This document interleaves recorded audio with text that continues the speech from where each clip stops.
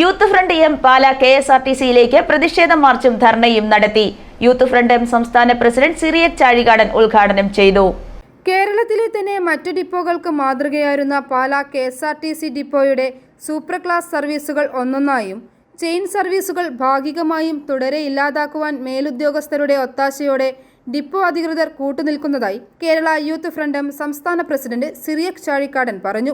Youth front M Pala നിയോജക മണ്ഡലം ഭാരവാഹികളുടെ നേതൃത്വത്തിൽ സർവീസുകൾ വെട്ടിക്കുറയ്ക്കുന്നതിനെതിരെ പാലാ KSRTCയിലേക്ക് നടത്തിയ പ്രതിഷേധ മാർച്ച് ഉദ്ഘാടനം ചെയ്ത് സംസാരിക്കുകയായിരുന്നു അദ്ദേഹം.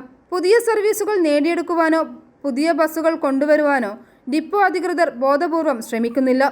സർവീസുകൾ നിർത്തലാക്കുക വഴി നിരവധി പേർക്ക് തൊഴിലും നഷ്ടമാവുകയാണ്.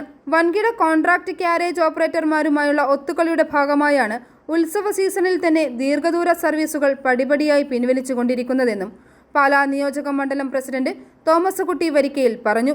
മുൻ MLA KM മാണി സാറിന്റെ കാലഘട്ടത്തിൽ മറ്റ് ഡിപ്പോകൾക്ക് മാതൃകയായിരുന്നു പാല. 104 ബസ്സുകളോളം ഉണ്ടായിരുന്ന പാലാ ഡിപ്പോ ഇപ്പോൾ വെറും 68-70 സർവീസുകളിലേക്ക് കൂപ്പുകുത്തിയിരിക്കുകയാണ്. വൈക്കം ഉൾപ്പെടെയുള്ള ചെയിൻ സർവീസുകളും ഏഴാച്ചേരി, രാമപുരം പോലുള്ള ഗ്രാമീണ സർവീസുകളും ഭാഗികമായി മുടങ്ങിയിരിക്കുകയാണ്. മറ്റു ഡിപ്പോകളിൽ നിന്നും പാലാ വഴിയെത്തുന്ന ബസ്സുകൾ സമയക്രമം പാലിക്കാത്തതുമൂലം ഡിപ്പോയ്ക്ക് വൻ നഷ്ടമാണ് ഉണ്ടാകുന്നത്. പാലാ MLAയുടെ അനാസ്ഥയും പ്രധാനപ്പെട്ട സർവീസുകൾ നിലക്കാനും ഡിപ്പോയുടെ അധപതനത്തിനും കാരണമായി. നിയോജക മണ്ഡലം പ്രസിഡന്റ് തോമസ് കുട്ടി വരിക്കയിൽ അധ്യക്ഷത വഹിച്ചു. സിറിയക് ചാഴികാടൻ, ഷാജു തുരുത്തൻ, ടോബിൻ K അലക്സ്, രാജേഷ് വാളിപ്ലാക്കൽ, സാജൻ തൊടുക, സുനിൽ പയ്യപ്പള്ളി തുടങ്ങിയവർ പ്രസംഗിച്ചു.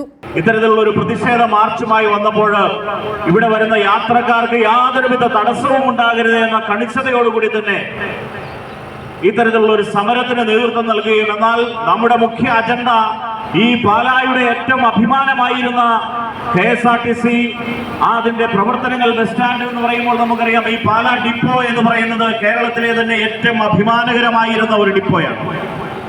ഏതാനും വർഷങ്ങൾക്ക് മുമ്പ് വരെ ഈ പാലായിൽ നിന്നും 104 സർവീസുകൾ കേരളത്തിന്റെ നാനാഭാഗങ്ങളിലേക്കും നടന്നിരുന്നുവെങ്കിൽ ഇന്നത് ഏതാണ്ട് 60 സർവീസുകളിലേക്ക് ചുരുങ്ങുന്ന ഒരു സാഹചര്യമായിരിക്കും.